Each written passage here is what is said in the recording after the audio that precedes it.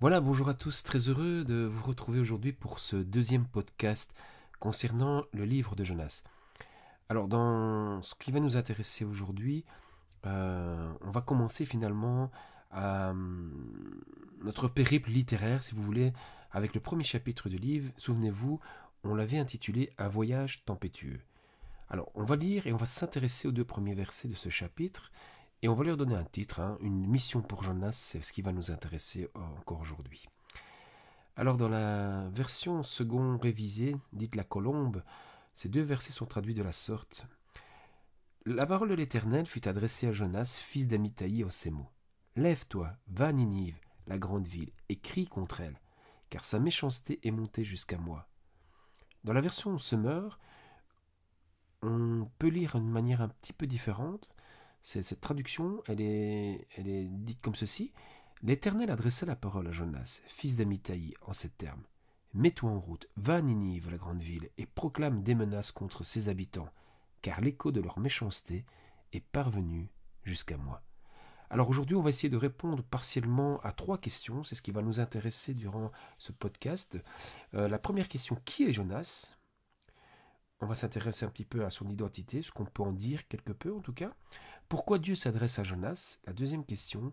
Et la troisième question qui va être notre fil conducteur pour aujourd'hui, c'est que lui demande en réalité l'Éternel? Alors, commençons par cette première question. Qui est Jonas? Nous sommes au 8e siècle avant notre ère, entre 793 et 753 avant Jésus-Christ. Israël est alors gouverné par le roi Jéroboam II. Le roi Jéroboam II est un des pires rois, et il est reconnu comme étant un des pires rois ayant gouverné la nation d'Israël. L'histoire commence donc par la parole de Dieu adressée à un homme, Jonas.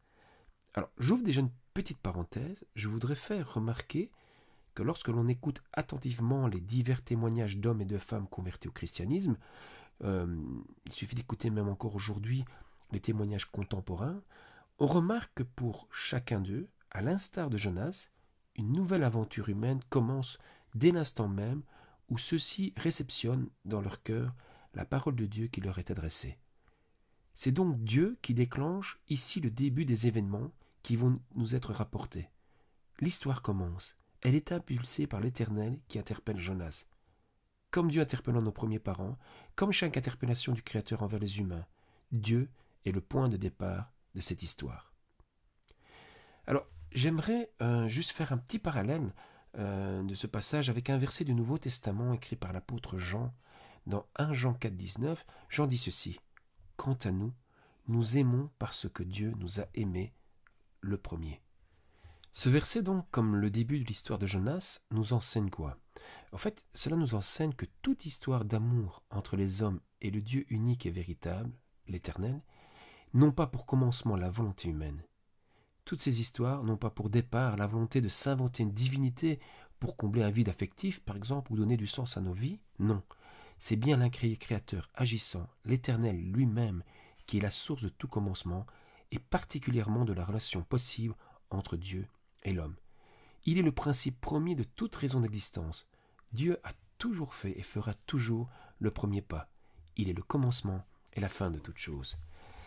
Alors nous ne pouvons donc aimer Dieu que parce que, au final, il nous a aimé le premier. C'est ça que nous enseigne la Bible, c'est ça que nous enseigne et révèle encore le début de cette histoire. L'histoire de Jonas est donc peut-être pour toi qui va l'entendre, qui l'entend, qui écoute sur ce partage, sera peut-être pour toi l'opportunité de saisir, comme j'ai pu le faire un jour dans ma vie, la voix de Dieu qui s'adresse à toi comme à chacun des êtres humains. Dans ce chapitre 4 de sa première épître, Jean nous rappelle un peu plus loin, au verset 24, ce principe spirituel finalement. Dieu est esprit, et il faut que ceux qui l'adorent par l'esprit et en vérité. Pour vivre finalement et saisir ces choses, pour entendre la voix de Dieu qui s'adresse à nous comme Jonas a pu l'entendre, finalement la parole nous rappelle qu'il faut développer en nous cette dimension spirituelle. Si tout commence avec Dieu, la réception passe par un cœur disposé et enseignable, un cœur ouvert à l'esprit, finalement qui nous aide à écouter et entendre sa parole et son appel. Alors je poursuis notre question, qui est donc Jonas pour que Dieu s'adresse à lui de la sorte? On voit bien d'ailleurs ici que Dieu n'intervient pas pour développer une relation quelconque avec cet homme. Dieu n'est pas là pour bavarder avec Jonas. Dieu l'interpelle, Dieu lui parle, Dieu vient l'envoyer en mission. Alors on continue de planter un peu le contexte pour essayer de répondre à cette question et d'essayer de voir un petit peu ce qu'on peut en dire de l'identité de Jonas. Alors Jonas est originaire de Gadépher en Galilée, nous dit les Écritures, dans le territoire de Zébouloun, dont l'emblème tribal est un bateau. Dans un article écrit sur son blog intitulé « Des trésors cachés dans le sable », un blog que je vous recommande dans sa grande richesse biblique, tellement ce blog est très intéressant, JD, auteur de cet article, nous rappelle ceci concernant Zabulon. Jacob, lorsqu'il bénit ses fils, dit de celui-ci « Zabulon habitera sur la côte des mers, il sera sur la côte des navires, et sa limite s'étendra du côté de Sidon, en Phénicie. » Genèse 49, verset 13. Je poursuis ce qu'il écrit. La tribu de Zabulon ne disposait que d'une étroite bande de côte sur la partie ouest de son territoire, mais elle développa cependant une activité de commerce maritime relativement importante avec des comptoirs tout autour de la Méditerranée, probablement avec la collaboration des Phéniciens, ceux-ci étant à la fois d'excellents marins et de bons commerçants, et inversement. Cette collaboration connut son apogée à l'époque de Salomon. Maintenant que nous savons que Jonas a pu côtoyer finalement le monde maritime de l'époque, savez-vous finalement ce que signifie le nom de Jonas, Yona en hébreu? Jonas signifie colombe. Et ce n'est certainement pas sans importance de connaître la signification de son nom quand on sait ce que symbolise cet oiseau dans la Bible. Souvenons-nous juste du témoignage de Jean le Baptiste en ce qui concerne le baptême de Jésus. Il dira « J'ai vu l'Esprit descendre du ciel comme une colombe et se poser sur lui. » Alors, gardons cette information dans un coin de notre tête, nous y reviendrons très certainement plus tard dans ce voyage. Et je reviendrai d'ailleurs au mot colombe un peu plus loin. Si la signification de Jonas est intéressante, donc Jonas signifie colombe, le prénom de son père ne l'est pas moins dans cette histoire. Jonas, fils d'Amittai. Amittai signifie véridique, vérité. Certains disent jusque même sincérité. Alors, si choisir le prénom de son enfant peut sembler parfois ne relever que d'une convention sociale, pour la Torah, ce n'est pas la même chose. La Torah enseigne que le choix du prénom, au-delà d'une simple affinité ou d'un choix commun des parents, faire ce choix revêt d'une grande importance. Parce que autant de la Torah, et quand je dis autant, c'est au moment où la Torah était vraiment mise au centre, et elle est toujours mise au centre d'ailleurs en Israël pour les hommes religieux, lorsque un nom était inspiré par Dieu, un prénom était inspiré par Dieu, ce prénom était supposé finalement déterminer chez l'enfant les qualités qu'il aurait ou qu'il serait amené à développer dans sa vie. Jonas a très certainement été élevé dans les valeurs telles que la vérité, la sincérité, de par les qualités de son père, fils d'Amittai. Alors, la deuxième question qui est liée, vous allez voir que les éléments sont liés. Ma deuxième question qui m'intéresse aujourd'hui, c'est pourquoi Dieu s'adresse ici à Jonas? Pourquoi lui?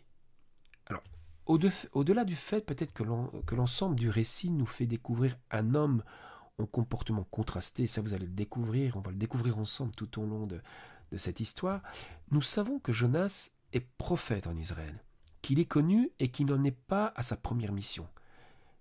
Pourquoi je dis ça? Parce que d'après le deuxième livre des rois, dans 2 Rois 14, versets 23 à 25, on sait que Jonas avait prophétisé au roi Jéroboam II une prophétie positive en lui annonçant que Dieu permettrait à Israël de récupérer tous ses territoires à la frontière du nord afin de rétablir les limites perdues. On va lire ceci, 2 Rois 14, versets 23-25. La 15e année du règne d'Amatzia, fils de Joas, roi de Juda, Jéroboam, fils de Joas, devint roi d'Israël à Samarie. Il régna 41 ans. Il fit ce que l'Éternel considère comme mal. Il ne renonça à aucun des péchés dans lesquels Jéroboam, fils de Nébat, avait entraîné le peuple d'Israël. C'est lui qui reconquit tous les territoires qui avaient appartenu à Israël depuis l'Ébohamat jusqu'à la mer Morte. Ainsi s'accomplit ce que l'Éternel, le Dieu d'Israël, avait annoncé par l'intermédiaire de son serviteur le prophète Jonas, fils d'Amittai de Gath-Hépher. Alors, ce passage nous permet tout d'abord d'appuyer que Jonas, finalement, n'est pas n'importe qui. C'est un prophète déjà connu en Israël. Dieu s'adresse donc à son prophète. Alors, il faut savoir que les recherches modernes en histoire et en psychologie ont démontré qu'il existait et qu'il existe des prophètes dans les diverses parties du monde religieux et à diverses époques. Alors, sans entrer trop dans les détails, ce qui nous importe ici, c'est de comprendre ce qu'était un prophète finalement en Israël. Alors, au-delà du fait que le nom et l'idée de prophète ont subi plusieurs changements au cours de l'histoire d'Israël, et ça, une étude de la Bible montre un petit peu comment la vue de ce qu'était un prophète va évoluer dans l'histoire de l'Ancien Testament, il est intéressant d'expliquer que le terme hébreu traduit par prophète en français est le terme nabi. C'est un terme dérivé ordinairement du mot naba qui signifie annoncer. Donc les nabis sont donc des messagers, des parleurs, des proclamateurs. Alors, des traductions de la Bible plus anciennes telles que la Septante et la Vulgate, par exemple, ont traduit ce mot par prophéta, c'est-à-dire par un nabi est un porte-parole. Finalement, c'était le héros, alors héros AUT, pas le héros, mais le héros de quelqu'un en somme. Donc celui qui était chargé de faire certaines publications solennelles ou de porter des messages importants. Alors, pourquoi je dis ça? Parce qu'il faut donc entendre, et c'est ça qui est intéressant, il faut donc entendre par prophète, tout d'abord, quelqu'un qui transmet un ordre divin. C'est bien plus que ce que peut sous-entendre la compréhension moderne du mot prophète qui aurait tendance à voir sa fonction uniquement du côté de celui qui annonce ce qui est à venir. Finalement, l'étude approfondie des prophètes dans l'Ancien Testament nous démontre que nous ne pouvons pas réduire le prophète et sa mission uniquement à cela. Je dirais même que ce n'est pas sa fonction première, même si son message, si le message du prophète parfois pouvait contenir des informations sur ce qui était à venir. Alors, j'ajouterais que dans la tradition et la culture juive, le prophète, donc le nabi, le porte-parole de Dieu, celui qui parle de sa part, était le trait d'union, l'intermédiaire entre le message divin pour son peuple, voire pour les nations qui entouraient Israël et le Dieu unique. Alors, le prophète était donc celui qui met les hommes en garde lorsque ceux-ci s'éloignaient de la justice de Dieu. Il leur rappelle l'importance de revenir à Dieu, c'est ce qu'on appelle d'ailleurs la repentance, afin d'éviter les conséquences qui s'imposent à leur vie de péché et à leur infidélité envers lui. Dans la culture juive, le prophète était aussi et surtout celui qui donne sens, celui qui éclaire le sens des événements, le sens de l'histoire. J'attire donc notre attention sur le fait que connaître cette précision peut nous donner une clé, finalement, pour mieux comprendre ce que c'est que prophétiser dans le sens biblique. Alors, sans m'attarder de trop non plus sur ce point, mais je trouve que c'est important de reclarifier un petit peu cela quand on parle d'une histoire concernant un prophète. Prophétiser, c'est un fait qu'au sens littéral et au sens premier du terme, toute personne, finalement, qui devient porteur de la parole de Dieu, qui la proclame, qui l'enseigne, qui la prêche, finalement, est une personne qui prophétise. On peut mieux comprendre, dès lors, ce que l'apôtre Paul disait aux Corinthiens lorsqu'il écrit « Je veux bien que vous sachiez tous parler dans des langues inconnues, mais je préférerais que vous prophétisiez. » Celui qui prophétise, dit l'apôtre Paul, est plus utile que celui qui s'exprime dans une langue inconnue, sauf si quelqu'un traduit ce dernier pour que l'Église puisse grandir dans la foi. 1 Corinthiens 14, verset 5. Retenons donc que dans son sens le plus complet, bien plus souvent dans le Nouveau Testament, il s'agit, quand on parle de prophétiser, il s'agit d'une activité exercée dans le cadre d'une Église visant et consistant à aider les autres à grandir dans la foi, à les édifier. Prophétiser consiste donc également à encourager, à réconforter, à exhorter ou à reprendre en appliquant à des situations concrètes l'enseignement général de la vérité biblique. Cette activité pouvait s'accompagner de révélations par l'Esprit de Dieu, si nécessaire, et encore aujourd'hui d'ailleurs, mais pas nécessairement et systématiquement. C'est en ce sens que la Bible, dans son ensemble, on peut la considérer comme une prophétie vivante dans toutes ses réalités. Si Dieu s'adresse donc à Jonas, c'est avant tout parce que celui-ci est prophète et que c'est son ministère. Jonas fait partie de ces hommes que Dieu a choisis pour porter sa parole et dans son cas en lui donnant une révélation particulière pour son temps. Le passage de 2 Rois 14-23 que nous avons lu tout à l'heure permet également de prendre position quant à la critique historique moderne. Certaines critiques récentes tendent à considérer finalement l'histoire de Jonas, comme je le disais en introduction lors du podcast précédent, comme une allégorie, comme une fiction didactique ou encore, comme le pensent certains exégètes, conservateurs, plutôt comme une parabole racontée à la manière de Jésus.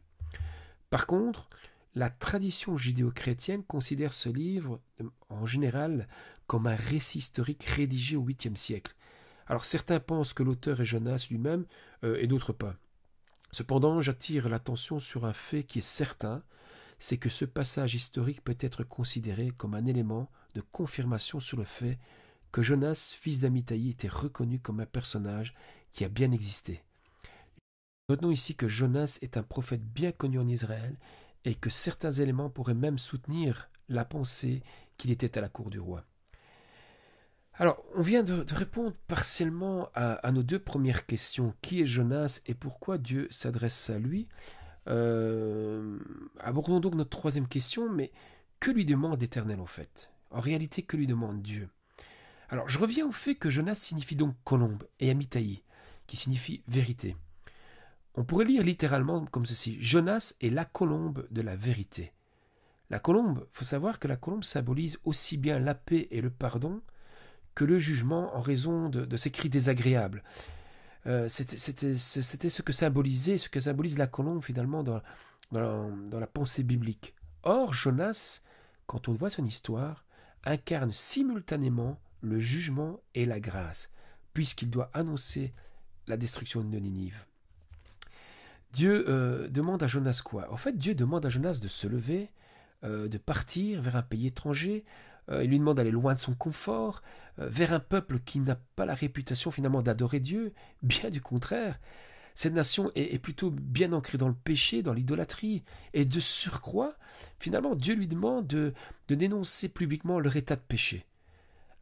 Alors, on peut dire que la particularité de cette démarche, c'est que Dieu demande à Jonas de prophétiser, de proclamer son oracle, non pas à la communauté d'Israël, mais bien à un peuple païen, et pas n'importe lequel. C'est une mission. En fait, quand vous voyez dans l'Ancien Testament, on peut reconnaître que c'est une mission unique dans l'Ancien Testament. Jamais un prophète n'a dû aller annoncer un tel message à un peuple étranger. Alors, même si les prophètes hébreux ont annoncé des jugements concernant Israël et Juda, et des jugements aussi sur les nations païennes, alors on pense à Isaïe, on peut penser à Amos, on peut penser à Jérémie, à Ézéchiel, à Naoum, etc. Leur message, à eux, était toujours destiné à leurs compatriotes hébreux. Ces messages, finalement, de destruction, par exemple, servaient à encourager le peuple élu à patienter devant les succès temporaires des nations ennemies. Mais ici, n'oublions pas que les Ninivites sont reconnus comme faisant partie d'un peuple sanguinaire, idolâtre. Ninive est la capitale du terrible roi Sanchérib, roi d'Assyrie qui va finalement détruire le royaume d'Israël. Ninive est un terrible ennemi du peuple hébreu.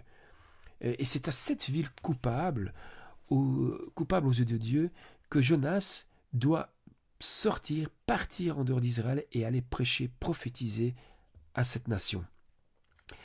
Alors quand j'ai lu pour la première fois cette histoire, finalement, en voyant Jonas récalcitrant à l'ordre de Dieu, et nous en parlerons plus amplement les prochaines fois, je trouvais cela finalement très compréhensible et logique. J'avais même de l'empathie finalement pour Jonas, parce que je me disais, et je me dis, si Dieu m'envoyait aujourd'hui parler en son nom à M. Poutine, à M. Zelensky, ou encore à un autre chef de guerre d'une nation puissante, pour aller lui dire, bon, écoute mon grand, encore 40 jours et Dieu détruit ton pays, ta grande capitale, je ne sais pas vous, mais personnellement, je serais très certainement tout aussi récalcitrant. Et me connaissant, je demanderais peut-être à Dieu de confirmation sur confirmation pour me persuader que j'ai du mal à le comprendre. C'est pas facile finalement d'obéir à Dieu face à de telles injonctions. Et je dirais même qu'humainement, quand on y réfléchit, sans une intervention transcendante de sa part, et sans cette foi portée par une révélation indéniable de Dieu dans nos vies, quoi de plus normal que de ne pas s'aventurer dans une telle démarche? Ce serait une pure folie. Ce que Dieu demande à Jonas, si on la considère, cette demande comme ça, toute brute, dans son contexte, c'est une pure folie. Mais le coup de théâtre de cette histoire, et c'est ça qui est incroyable, c'est que quand on lit cette histoire, ce n'est pas pour ce genre de raison que Jonas va se montrer récalcitrant. Ce n'est pas parce qu'il craint ses ennemis sanguinaires, c'est pas parce qu'il craint de faire face à des ennemis, parce que Jonas finalement connaissait Dieu. Il savait qu'il n'avait rien à craindre de ses ennemis, si c'est Dieu qui l'envoyait, car ce même Dieu lui assurerait sa protection en faveur de son obéissance. Et quand on voit le chapitre Dieu, on sait que Jonas connaissait son Dieu et sa foi reposait sur la parole de Dieu. Il connaissait les psaumes, tels que notamment il connaissait très certainement le psaume 27 par exemple, qui dit « Oui, l'Éternel est ma lumière et mon sauveur, de qui aurais-je crainte? L'Éternel est ma forteresse, il protège ma vie, de qui aurais-je peur? Que des méchants s'avancent contre moi, voulant me nuire, ce sont mes ennemis, mes oppresseurs qui perdent pied et tombent. Qu'une armée vienne m'assiéger, mon cœur reste sans crainte. Que l'on me déclare la guerre, je suis plein d'assurance. » Eh bien, Jonas connaissait ces choses, Jonas connaissait Dieu. Et donc, comme la colombe qui symbolise à la fois la paix et le pardon, tout en symbolisant en même temps le jugement, finalement, Jonas devait effectivement aller annoncer la destruction à ses ennemis à Ninive, mais en vue de leur salut. De la même manière, le Saint-Esprit a pour fonction de nous convaincre de péché et de jugement, dans le but d'ouvrir nos cœurs à la réception de sa grâce, en vue d'une transformation personnelle, finalement, à l'image de son Fils, qui n'a qu'une volonté, c'est de nous donner accès, finalement, à la vie éternelle, à la vraie vie éternelle. Comme la colombe qui symbolise à la fois la paix et le pardon, tout en symbolisant en même temps le jugement, Jonas devait effectivement aller annoncer la destruction à ses ennemis de Ninive, mais en vue de leur salut. De la même manière, quand on y réfléchit, le Saint-Esprit a pour fonction de nous convaincre de péché et de jugement, dans le but d'ouvrir nos cœurs afin de vivre une transformation personnelle à l'image de son Fils et de nous donner accès à la vie éternelle. Alors, si ce n'est pas la capitale de l'Empire assyrien que Jonas fuit, l'une des grandes puissances de l'époque, que fuit-il en réalité? Si ce n'est pas par peur, par crainte de l'ennemi, que Jonas fuit l'ordre de Dieu, qu'il fuit sa mission, son appel, alors pourquoi fuit-il? C'est ce que nous essaierons de saisir et de comprendre tout au long de nos podcasts et tout au long de la réflexion que nous allons mener sur cette histoire de Jonas. Voilà, je conclurai donc aujourd'hui ce moment en vous laissant cette pensée. Comme pour l'histoire de Jonas, notre aventure spirituelle a commencé. L'Éternel était le commanditaire de cette mission inédite, mais il est aussi le commanditaire de notre cheminement spirituel inédit, et il veille à son bon déroulement. Dieu sera présent avec nous, comme il le fut du début à la fin de cette histoire qui commence avec un appel et qui se clôture avec un questionnement de sa part. Le sujet principal de ce livre n'est donc pas Jonas en réalité, mais Dieu lui-même. Et c'est pour mieux le faire connaître que ce livre a été écrit. Jonas est finalement le personnage secondaire. C'est ce que nous allons découvrir d'ailleurs. Il en est de même pour nous. Tant que nous reconnaîtrons Dieu comme étant le principe premier de notre vie spirituelle, et que nous ne chercherons pas à prendre le contrôle, nous apprendrons à le connaître, à voir sa présence et à savourer notre destinée. Alors je terminerai pour vous avec cette prière de l'apôtre Paul dans sa lettre aux Philippiens, au chapitre 1, versets 3 et 11. C'est ma prière pour vous et c'est la prière que Paul avait pour les Philippiens. « J'exprime à mon Dieu ma reconnaissance chaque fois que je pense à vous. Je prie pour vous tous en toute occasion, et c'est toujours avec joie que je le fais. Oui, je remercie Dieu pour votre solidarité qui, depuis le premier jour jusqu'à maintenant, a contribué à l'annonce de l'Évangile. Et, j'en suis fermement persuadé, celui qui a commencé en vous son œuvre bonne la poursuivra jusqu'à son achèvement au jour de Jésus-Christ. tels sont mes sentiments vers vous tous, et il est juste que je les éprouve. En effet, vous occupez une place particulière dans mon cœur, car vous prenez tous une part active à la grâce que Dieu m'accorde, aussi bien quand je suis enchaîné dans ma cellule que lorsque je défends l'Évangile et que je l'établis fermement. Oui, Dieu m'en est témoin. Je vous aime tous de l'affection que vous porte Jésus-Christ. Et voici ce que je demande dans mes prières, c'est que votre amour gagne de plus en plus en pleine connaissance et en parfait discernement, pour que vous puissiez discerner ce qui est important. Ainsi, vous serez purs et irréprochables au jour de Christ, où vous paraîtrez devant lui, chargés d'œuvres justes, ce fruit que Jésus-Christ aura produit en vous, à la gloire et à la louange de Dieu. Voilà pour notre réflexion du jour. Je vous dis à très bientôt pour la suite de cette réflexion autour du livre de Jonas. Prenez bien soin de vous.